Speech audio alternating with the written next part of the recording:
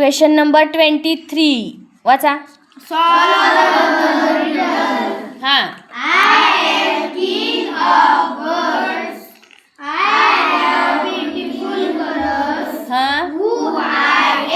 Correct आहे. हां आता ह्याचा अर्थ सांगा मला आधी. I am king of birds. मी पक्ष्यांचा राजा आहे. I have beautiful colours. माझ्या अंगावर सगळ्यात चांगले कलर आहेत. माझ्याकडं खूप छान छान कलर आहेत. हू आय एम किंवा हू एम आय. मी कोण आहे? पर्याय वाचा. Peacock, पिहेन, ककू, parrot. सांगा मग. पिकॉक. पक्ष्यांचा राजा कोण आहे एवढं जरी कळलं मराठीत तरी कळेल. पिकॉक. आता चारी ह्याचा अर्थ सांगा मला. पिकॉक म्हणजे मोर, पिहेन म्हणजे तो चुकीचा शब्द दिलेला आहे तुम्हाला तिथं बरं का. त्याचा काय अर्थ नाहीये पिहेनचा. हां तिसरं म्हणजे कोकिळा. पॅरोट म्हणजे पोपट. सांगा मग पक्ष्यांचा राजा. पिकॉक. पिकॉक म्हणजे मोर. पर्याय क्रमांक. आपण इथं बर्डचे नावं दिली ते वाचा बरं तिथले बर्डचे नाव. स्पॅरो, काऊ, हेन, कॉक, पिकॉक, डक, पॅरोट. आले का नाही तिथं पिकॉक. हो. मग आपल्याला तिथूनच माहित पाहिजे पिकॉक म्हणजे पक्ष्यांचा राजा आहे. आपण परिपाठात प्रश्न पण विचारतो बघा. काय काय जण गरुड लिहिते. गरुड नाहीये. पक्ष्यांचा राजा मोरच. काय काय जण गरुड लिहिते. मग ते चुकीचं आहे ना. चला क्वेश्चन नंबर 24 वाचा. Contracted form. कुठं लिहिलेत रे कॉन्ट्रॅक्टेड फॉर्म. लिहिलेत का. कॉन्ट्रॅक्टेड फॉर्म्स म्हणजे अपॉस्ट्रॉफी वापरायची त्याचं शॉर्टकट बनवण्यासाठी. त्याला स्वल्पविराम नाही म्हणत. त्याला कॉन्ट्रॅक्टेड अपॉस्ट्रॉफी चिन्ह म्हणतात त्याला. कुठलं अपॉस्ट्रॉफी. कशासाठी वापरतात ते. मोठा शब्द शॉर्ट करण्यासाठी. म्हणा मोठा शब्द शॉर्ट करण्यासाठी. त्याला म्हणायचं अपॉस्ट्रॉफी चिन्ह. त्याच्यामध्ये जे ए आय आणि एम मध्ये जे चिन्ह वापरलंय ना ते चिन्हाला आपण अपॉस्ट्रॉफी म्हणतो. हो. पण त्या फॉर्मला काय म्हणतो. जे नवीन शब्द तयार होतो त्या फॉर्मला काय म्हणतो आपण. Contracted form. म्हणा जोरात. Contracted form. म्हणजे तुम्हाला प्रत्येक वेळेला अपॉस्ट्रॉफीज वापरा किंवा अपॉस्ट्रॉफीज निवडा असं नाही असणार क्वेश्चन मध्ये. कतले कधी कधी काय म्हणतील कॉन्ट्रॅक्टेड फॉर्म. पण दोन्हीचा अर्थ काय आहे. एकच आहे. कॉन्ट्रॅक्टेड फॉर्म अपॉस्ट्रॉफी एकच अर्थ आहे. लक्षात ठेवायचं. हो. पाठ आहेत का रे तुम्हाला ते. वाचा बरं त्या कॉन्ट्रॅक्टेड फॉर्म वाचा तिथले. I am we are she is it is it's. आधी डू नॉट. हां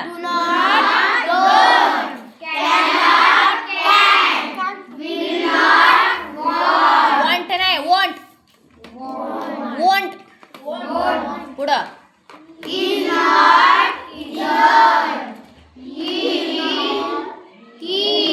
he will she will we would चं जरा लक्षात ठेवा. WE च्या नंतर आहे अपॉस्ट्रॉफी. आणि पूर्ण स्पेलिंग काढले ते WOUL सगळं काढले आणि D फक्त वापरले त्याच्यातलं. त्याला शॉर्ट फॉर्म म्हणायचं. हां तुमचा प्रश्न वाचा आता.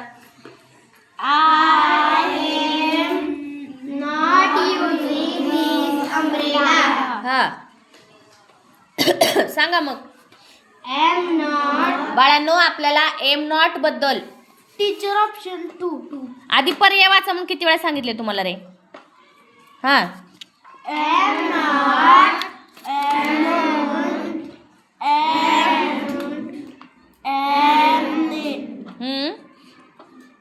ऑप्शन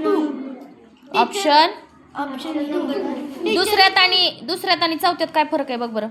दुसऱ्यात आणि चौथ्यात टीचर इकडे पाहिजे ती मागं घेतली. करेक्ट आहे. जेव्हा आपण कुठलं पण नॉट तिथेच दिले.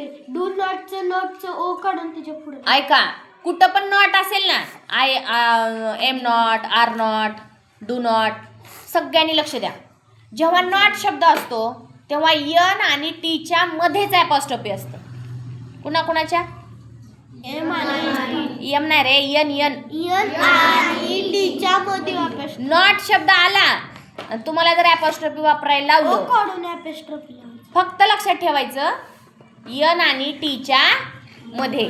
मग यन आणि टीच्या मध्ये कुठं कुठं आले ॲपॉस्ट्रॉफी उत्तरात? सांगा. 2 नंबर 2 नंबरला चाले. बाकी कुठं आले का यन आणि टीच्या मध्ये? नाही. मग आपल्याला सहजच उत्तर पाठ आहे, हे सहजच कळतंय की बाबा ह्याच्यातलं ॲपॉस्ट्रॉफी योग्य पर्याय क्रमांक 2 आहे. समजलं? नॉट आलं की काय करायचं? नॉट आल्यावर एन आणि टीच्या मध्ये मध्येच लक्षात ठेवायचं नॉट असलं की यन आणि टीच्या मध्ये. ओके. हां, question number last 25. Which word is the meaningful word hidden in the given word? Yellow. म्हणजे काय करायचंय? येल्लोतलं लपलेला शब्द ओळखायचा. Yes. Which one the meaningful word. नुसता वर्ड शोधायचा आहे का? नाही मिनिंगफुल. त्याचा अर्थ असला पाहिजे. मिनिंगफुल म्हणजे अर्थपूर्ण. Meaningful word. हिडन म्हणजे लपलेला. इन द गिवन वर्ड म्हणजे मोठ्या शब्दामध्ये एक छोटा शब्द दडलेला आहे, अर्थपूर्ण. पर्यायाचा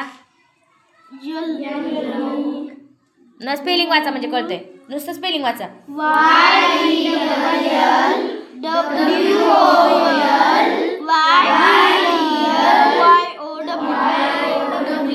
कुठला शब्द आहे रे छोटा? कुठला? कोणता वाटतंय तुम्हाला? पर्याय एक. बरोबर आहे, पण त्याचा अर्थ माहित पाहिजे बाळांनो. YELL हा अर्थ आहे, अर्थपूर्ण एक शब्द आहे. टीचर हे आज्ञा म्हणलं दिलं असं येईल, असं उलट दिले. कसं उलट दिले? असं सरळ शब्द तयार केले. मग सरळच आहे की मग. ही डब्ल्यू. हा, ते बाकीचे शब्द ते तुम्हाला चुकवायसाठी देणार ना. हो. WOL चा काहीच अर्थ होत नाही. YEL चा काहीच अर्थ होत नाही. YOW चा काहीच अर्थ होत नाही. फक्त YELL म्हणजे ओरडणे. काय अर्थ आहे त्याचा? आपण म्हणतो ना, ए का ओरडतोयस? Why do you L? L म्हणतात त्याला इंग्लिशमध्ये. का ओरडतीस ग? हे आपला शब्द झाला, पण इंग्लिशमध्ये काय म्हणतात त्याला? एल. एल म्हणजे नुसता एल नाही, YELL. एल म्हणजे ओरडणे. म्हणून मी म्हणलं ज्याचं शब्द पाठांतर चांगलं आहे त्याला इंग्रजीच्या पेपरमध्ये आउट ऑफ मार्क पडणार. ज्याचे शब्द पाठांतर नाहीत त्याचं काही खरं नाही. आता हे सगळं तुम्ही बघा, शिकवलेलं आहे का नाही शिकवलेलं आहे? एक तरी घटक आपला राहिला का शिकवायचा? मग चुकतंय कशामुळं? शुद्ध पाठ. त्या शब्दांचा अर्थ आपल्याला कळत नाही आणि त्यासाठी तुम्ही जीव तोडून आजपासून घरी गेल्यावर रोजचे 50 शब्द पाठ करायचे. Madam, meaningful word, contracted word त्याच्या पक्का पायाच्या पुस्तकात पहिल्यांदा सगळं वर्ड लिहिलं. हां, मी पण लिहिलंय सगळं वर्गामध्ये तुम्हाला पाठ करायसाठी. तीच आहे. हां, मग शिकून आपलं सगळं झालेलं आहे बाळांनो. फक्त आजपासून जरा थोडंसं मनावर घ्या आणि मॅडमनी जे पण शब्द लिहून दिलेत ते सगळे तुम्ही जाता येता घरी दारी मधल्या सुट्टी तुम्ही जाता आपल्या 4ला तिकडे लेझिम घेऊन.